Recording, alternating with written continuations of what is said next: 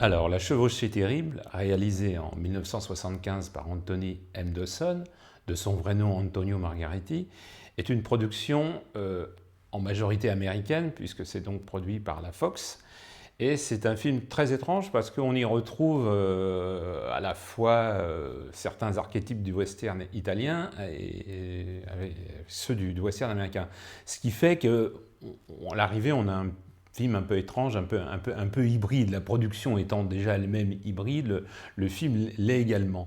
Donc on a une impression un peu étrange en voyant ce film. D'autre part, il a été tourné non pas dans les lieux mythiques où la plupart des westerns européens ont été tournés, à savoir le sud de l'Espagne, Almeria, mais aux Canaries.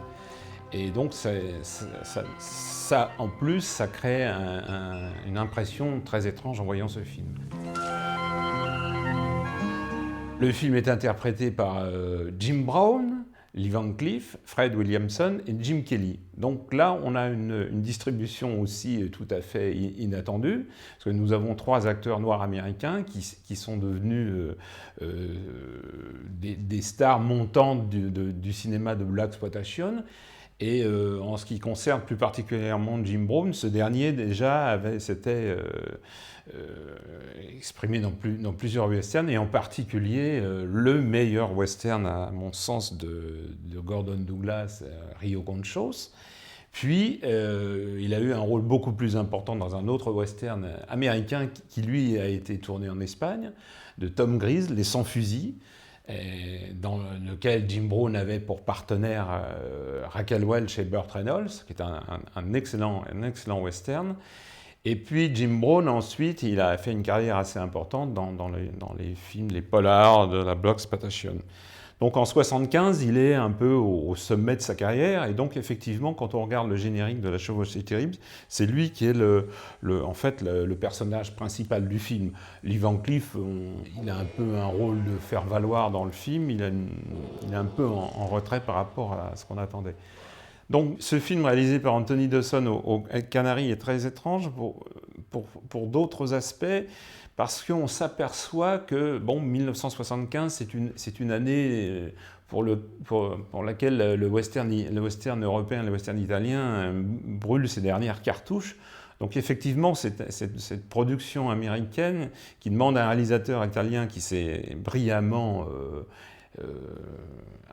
interprété dans d'autres de western italiens au moment de la Grande Époque, crée un phénomène un peu étrange, parce qu'on s'aperçoit que la sophistication qui était le fort du cinéma d'Anthony Dawson dans ses westerns, en particulier Le vent apporta la violence et avec Django la Morena, qui sont ces deux films les plus connus et certainement les plus intéressants sur le développement esthétique, on ne retrouve pas ça dans La chevauchée terrible. Là, on sent que Dawson s'est offert une autre liberté, et effectivement, on est plus proche dans le développement de cette aventure qui est un voyage initiatique sous le signe du voyage. On ne retrouve pratiquement aucun archétype, aucune trouvaille esthétique, ni même les affaîtries visuelles qui faisaient le charme du western européen. Toutefois, on retrouve la virtuosité dans la rapidité du montage, dans le choix de certains plans, de certains mouvements d'appareil qui sont chers à Anthony Dawson. Et là, je trouve qu'il a fait une chose qui m'a un peu étonné, c'est le choix des îles Canaries pour tourner le film, qui donne un cachet particulier au film et qui le rend très très attrayant d'un point de vue visuel, et plusieurs séquences, puisque les personnages principaux veulent mettre la main sur un magot, se poursuivent tout au long du film, et l'utilisation de ces décors est assez judicieuse, parce qu'on y trouve des qualités esthétiques qui reproduisent assez bien l'esprit que cherchait déjà Anthony Dawson dans ses westerns italiens. Un autre aspect qui est assez curieux, c'est la distribution. On trouve donc Lee Van Cleef et trois acteurs noirs de la blaxploitation, et nous trouvons aussi quelques vétérans du western hollywoodien, comme Barry Sullivan dans le rôle du shérif, et puis Harry Carey Jr., dont le papa, Harry Carey, était un des acteurs fétiches de John Ford. Et il y a une séquence très très curieuse dans La chevauchée terrible. On voit Harry Carey Jr. en train de se soulager et chantant My Darling Clementine. Je pense que ça, c'est une bonne blague d'Anthony Dawson envers John Ford, qui a dû certainement faire grincer des dents les amateurs de western américains. Par ailleurs, le film a un atout intéressant, c'est l'utilisation de la musique de Jerry Goldsmith. Alors, Jerry Goldsmith est très connu des spécialistes du western, puisqu'il a signé quelques partitions magistrales, entre autres Les Sans-Fusils, Rio Conchos, qui sont des musiques magnifiques. Et là, il est dans sa période où il travaille moins pour le genre western, et quand on écoute la musique de La chevauchée terrible, on pense un peu à la musique du solitaire de Bolt, qui a des réminiscences.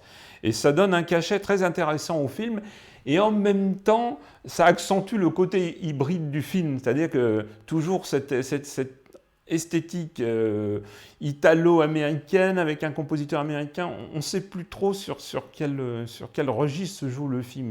Alors à la fois, c'est certainement le charme du film et peut-être aussi les faiblesses du film de jouer sur une distribution bizarre, un décor insolite et une musique américaine qui pourrait avoir des résonances de musique du western italien.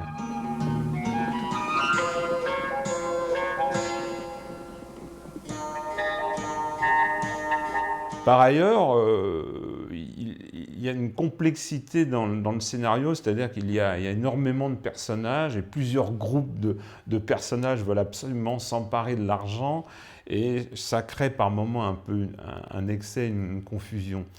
Il y a dans la distribution un personnage féminin. Alors effectivement, comme dans malheureusement trop de westerns, le personnage féminin est un peu une pièce rapportée. Là, Catherine Spaak justifie pas non plus tellement sa présence dans ce film-là. Par ailleurs, ce que j'ai trouvé assez remarquable dans le film, ce sont les scènes d'action qui sont plutôt vraiment bien menées. Il y a des scènes de cascade qui sont assez impressionnantes. Il y a par exemple une chute de cavaliers avec leurs chevaux qui est très impressionnante. Les batailles dans le canyon sont bien réglées. Je trouve que là, Anthony Dawson, il a très très bien maîtrisé ces scènes-là. Et puis, il y a surtout une scène qui a dû faire plaisir à Anthony Dawson, lui qui a été très attaché aux effets spéciaux dans le cinéma. C'est la séquence finale, l'explosion de la nuque, un bel effet pyrotechnique, et qui clôt le film avec le massacre des Mexicains.